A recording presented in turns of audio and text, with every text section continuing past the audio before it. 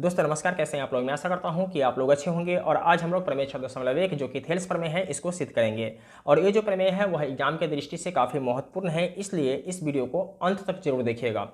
और अगर वीडियो अच्छा लगे तो एक लाइक कर दीजिएगा, और चैनल पर नए हैं तो चैनल को सब्सक्राइब करके बेल आइकन को प्रेस कर लीजिएगा, जिससे हर आने वाली वीडियो का नोटिफिकेशन आपको समय समय पर मिलती रहेगी। तो आइए वीडियो शुरू करते हैं।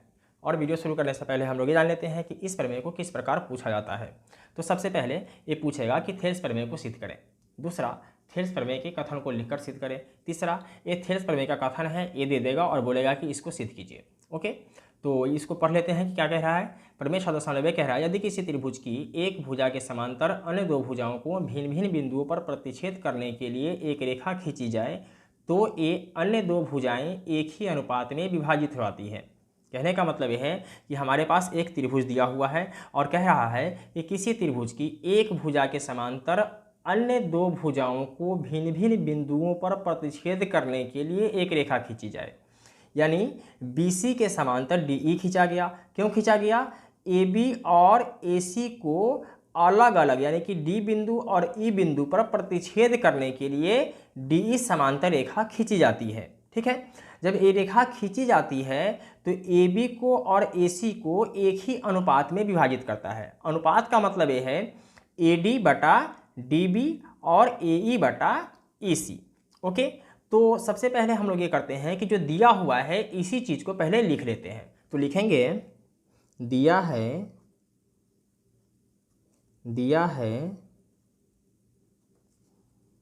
त्रिभुज ABC। क्या?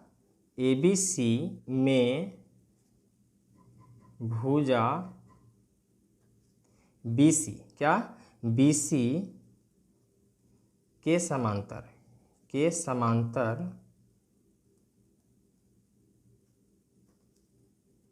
एक रेखा क्या है? DE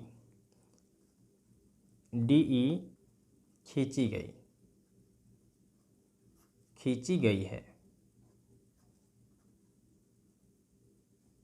जो AB को किस बिंदु पर? D बिंदु पर तथा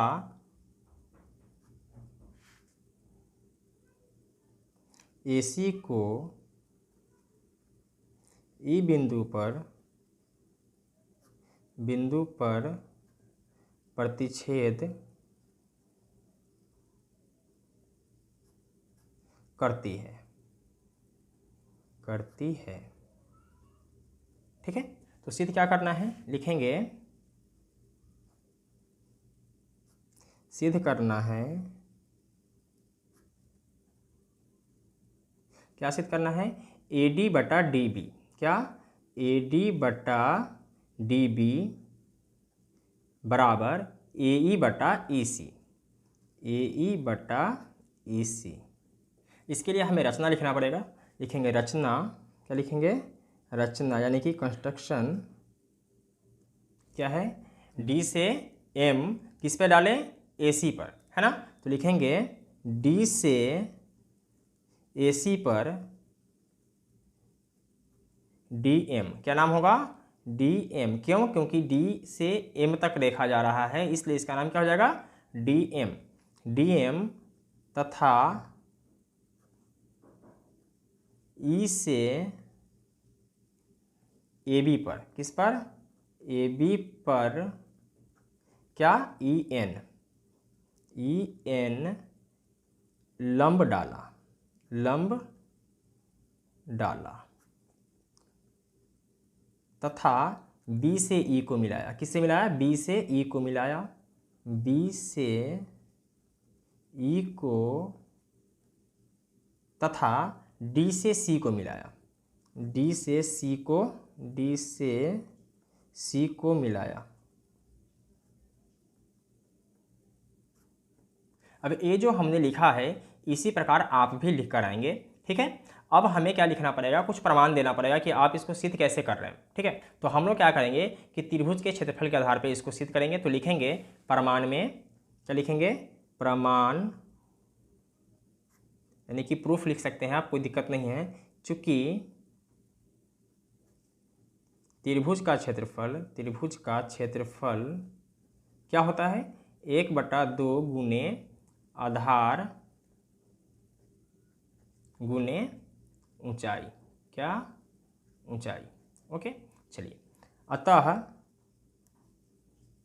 देखिए इसको सिद्ध कैसे करेंगे, आप यहाँ पे देख सकते हैं कि एक बार हमें चलना है ऊपर वाले त्रिभुज में ADE में, किसमें, ADE में, और इसका अनुपात ज्ञात करना है, इसलिए अब चलेंगे BDE में, या आप इसको ऐसे भी पढ़ सकते हैं BED या BDE, ऐसे ही पढ़ सकते हैं, कोई दिक्कत नहीं है। ओके, तो सबसे पहले लिखेंगे त्रिभुज ADE का क्षेत्रफल, ADE का क्षेत्रफल बटा त्रिभुज BDE का क्षेत्रफल,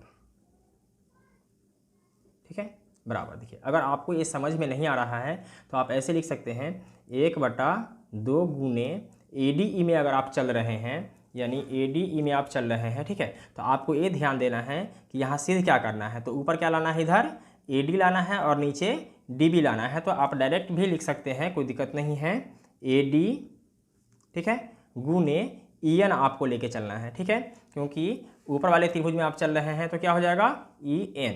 ओके, ये क्या है, ऊंचाई है, तो आप लिख सकते हैं यहाँ EN, ठीक है, बटा यहाँ आप क्या है BDE, तो यहाँ आप देख सकते हैं BDE वाले में चल रहे हैं, ठीक है, तो यहाँ हमें लाना क्या है, DB लाना है, तो यहाँ आप लिख सकते हैं, देखिए 1/2 गुने DB, ठीक है, और EN जो है वो ये सेम रखना है आपको, कोई दिक्कत नहीं है, ठीक। अब मैं ऐसे ही नहीं कह रहा हूँ, देखिए यहाँ आप कह सकते हैं कि ऊपर वाले त्रिभुज में EN अगर ऊंचाई है तब तो कोई दिक्कत नहीं है, लेकिन नीचे वाले त्रिभुज में EN ऊंचाई कैसे आ गया, ठीक है, तो आप यहाँ समझ सकते हैं। देखिए ये हमने आकृति बना लिया है और ये आकृति कुछ इस तरीके से है। ओके, अगर मैं इस आकृति को ऐसे करता हूँ सीधा, ठीक है, तो ये जो है ये क्या आएगा, ये ऊंचाई आएगा ना। अगर इसी आकृति को फिर से मैं अगर इसको ऐसे कर दूं, देखिए अगर मैं इसको ऐसे कर दूं तो ये क्या जाएगा, ये ऊंचाई जाएगा। इसलिए ऊपर वाले त्रिभुज में भी और नीचे वाले त्रिभुज में भी ये ऊंचाई जो है वह क्या रखा है, EN रखा है। ओके, अब समझ में आ गया। चलिए देखिए 1/2 से 1/2 कैंसिल हो जाएगा और EN से EN कैंसिल हो जाएगा। क्या बचेगा इसमें, AD, क्या बचेगा AD, और नीचे वाले में क्या बचेगा, DB। ओके, इसको फिलहाल समीकरण 1 मान लेते हैं, ठीक है। फिर अब आएंगे इस तरफ, राइट तरफ आएंगे। ओके, तो राइट तरफ क्या क्या है देख लेते हैं। देखिए राइट तरफ है त्रिभुज AED या ADE भी कह सकते हैं, कोई दिक्कत नहीं है। ओके, तो सबसे पहले इसमें आएंगे, उसके बाद किस में आएंगे, DEC में। पहले इसमें थे, अब इसमें आएंगे। ओके, तो लिखेंगे त्रिभुज AED का क्षेत्रफल बटा त्रिभुज ECD का क्षेत्रफल बराबर फिर 1/2 गुने आधार गुने ऊंचाई, ठीक है। अब इसका आधार क्या होगा, देखिए पहले इसका आधार क्या था, AD, अब इसका आधार क्या हो जाएगा, AE, या आप यहाँ भी समझ सकते हैं क्या है, AE और EC लाना है, ठीक। तो ऊपर आधार क्या रख सकते हैं, AE रख सकते हैं, और नीचे वाले में आधार क्या रख सकते हैं, EC रख सकते हैं। ओके, तो लिखेंगे AE गुने, अब ऊंचाई जो है ये चेंज हो जाएगा। पहले क्या था, पहले था EN, अब क्या हो जाएगा, DM, क्या हो जाएगा, DM हो जाएगा। तो ये हो जाएगा DM बटा 1/2 गुने आधार क्या हो जाएगा, देखिए यहाँ EC, ठीक है, या यहाँ आप समझ सकते हैं EC, तो लिख दीजिए EC गुने ऊंचाई यही रहेगा DM, ठीक है।